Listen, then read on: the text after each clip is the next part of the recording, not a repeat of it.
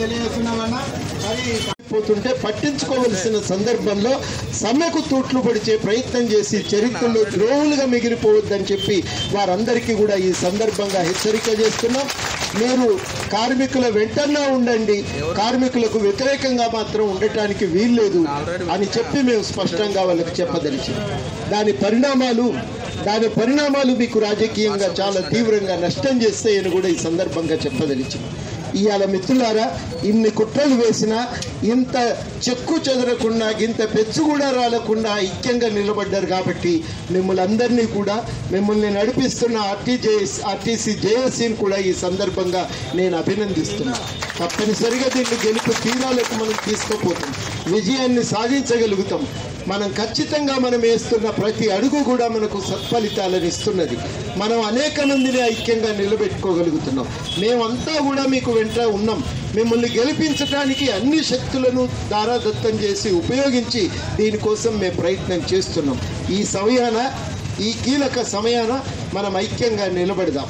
ఈ సమ్మెలో మనం విజయ తీరాలకు దగ్గరగా చేరి విజయాన్ని ముద్దాడబోతున్నటువంటి ఈ అపురూపమైనటువంటి సందర్భంలో ఈ 25 రోజులు మనం ఎంత ఐక్యంగా ఉన్నామో అంతే ఐక్యంగా నిలబడటం అనేది, అంతే సమరశీలతో పోరాటం అనేది, అంతే సంఘటితంగా ఉద్యమాన్ని నడిపించటం అనేది ఇవాళ మన మీద బాధ్యత.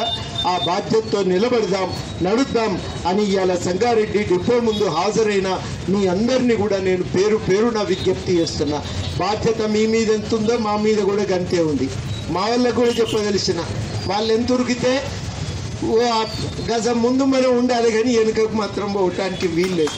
ఇక ఈడ వచ్చినాక ఉన్నాం, అంత ఈజీగా ఏం పర్మిషన్ ఇయ్యరు మనకు. ఇయ్యరు కొట్లాడుకుంటే గీడి దాకా వచ్చినాము, రేపు కొట్లాడుకుంటే సభ కూడా చేస్తాం. ఎట్లా చేయను అట్లా చేస్తాం, మనకేం తెలియదా? మీ అందరికీ ఒకటే మాట నేను ముగింపులో చెప్పదలుచుకున్నా. ఇంతకంటే బలమైనటువంటి ఆంధ్ర నాయకులను ఎదిరించి తెలంగాణ తేలేదా? కొట్లాడింది ఎవరండి? అప్పుడు మనమే కదా నిజంగా కూడా కాలర్ ఎగరేసుకొని చెప్పవలసిన విషయం. ఆ రోజు వాళ్ళు ఒక వ్యూహం వేస్తే మనం ప్రతి వ్యూహం వేయలేదా? ఎంత చాకచక్యంగా ఉద్యమాన్ని నడపలేదా? పార్లమెంట్లో బిల్లు పెడితే పొగ కొడితే కూడా మనం బిల్లును ఎట్లా పాస్ చేయించుకోవాలో వ్యూహాత్మకంగా నడిచి బిల్లు పాస్ చేయించుకోలేదా? మాకు తెలంగాణ తెచ్చిన మాకు ఇవాళ ఈ కేసీఆర్ నియంత పాలనను ఎదిరించటం ఇదేం కష్టమైనటువంటి పని కాదు, మాకు తెలుసు. మీ అందరికీ కూడా ఒకటే మాట చెప్పదలిచిన, ఇంత అనుభవం ఉన్నోళ్ళం ఈ ఉద్యమాన్ని ఎట్లా నడపాలో తెలుసు, వ్యూహాలు ఎట్లా వేయాలో తెలుసు, ఎత్తుగడలు ఎట్లా నడిపించాలో కూడా తెలుసు. మీరందరూ కూడా గట్టిగా నిలబడాలి. నాయకత్వం పైన విశ్వాసాన్ని మనం కాపాడుకోవాలి. ఇప్పటి నుంచి కేసుపించలేని వాళ్ళు మేము నడుపుతాం నిజంగానే ఓ రోజు మనం అడుగుతాం, నడిపి బాగోవాలి.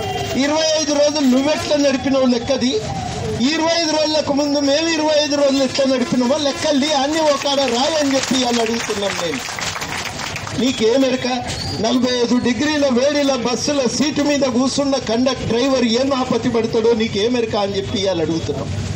సీటు కింద రాయి పెట్టుకొని గడగడ ఊగుతా అంటే దాని మీదనే కూర్చొని ట్రాక్టర్ పోయినట్టు సప్పుడు వస్తా అంటే భరించుకుంటూ గేర్ రాడు ఏళ్లాడుతుంటే దాన్ని తాడుతోని గట్టి గుంజి అది మనం తప్ప ఇంకెవడన్నా నడుపుతాడా ఈ రథాన్ని అని చెప్పి నేను ఇవాళ అడుగుతున్న ముఖ్యమంత్రి గారిని సవాల్ చేస్తున్న. ఒక్కరోజు మీరు కూర్చొని చూపండి, నడుస్తుడు అక్కర్లేదు, ఒక్కరోజు కూర్చొని చూపండి అని అడుగుతున్నాం. మరి కండక్టర్ ఒక్కొక్కరిని గుర్తుపెట్టుకొని ఎట్లా గుర్తుపెట్టుకుంటావు, ఆయనకి ఇవ్వకపోతే నేను ముందటికెళ్ళి వెనక్కి కురుకొచ్చి మళ్ళా నువ్వు టికెట్ తీసుకోకపోతే నాకు యాదికి లేదా అని చెప్పి మళ్ళీ టికెట్ ఇచ్చిన సందర్భాలు లేవా? మళ్ళీ మీరు ఇన్ని కష్టాల నడుమ మీకు వచ్చిన జీతాలన్నీ మొన్న ప్రగతి భవన్లో కూర్చుంటాడు, ఎవరు నేర్పుతారో ఎవరు అడుగుతాడో ఏమో, ఇక అది భగవంతునికి ఎరక. ఆ పెరుమాళ్ళు ఏం చెప్తాడో, చిన్నజీయర్ స్వామి ఏం చెప్తాడో, ఈయనేం అడుగుతాడో మనకి ఏం అర్థమవుతుంది.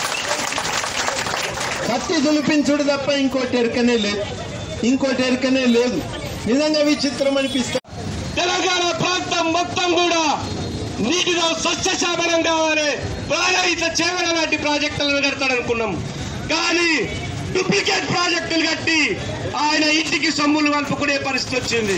కాళేశ్వరం ఒక డబుల్ బాజీ ప్రాజెక్టు, ఒక డూప్లికేట్ ప్రాజెక్టు. ఆ ప్రాజెక్టు ద్వారా 80,000 కోట్ల రూపాయల లోపల దాదాపు 50,000 కోట్ల రూపాయలు ఇంటికి పోయే పరిస్థితి వచ్చింది. ఇవాళ మిషన్ భగీరథ పేరిట 50,000 కోట్లు సర్వనాశనం చేసిండు. మిషన్ కాకతీయ పేరిట సర్వనాశనం చేసిండు. ఏ చెరువు కంప్లీట్ కాలేదు. గొలుసుపెట్టు చెరువులు కంప్లీట్ చేస్తేనే అది మిషన్ కాకతీయ సాధ్యమవుతుంది. వచ్చి తెలంగాణ లోపల ఒక నమ్మకమైనటువంటి నాయకత్వాన్ని పోషించిన కోదండరాం ద్వారానే తెలంగాణ వచ్చింది.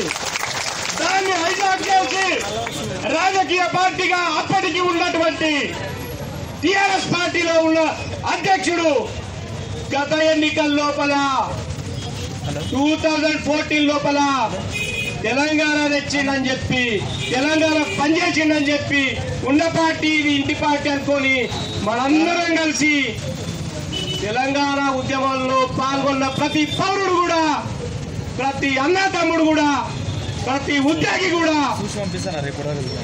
తెలంగాణ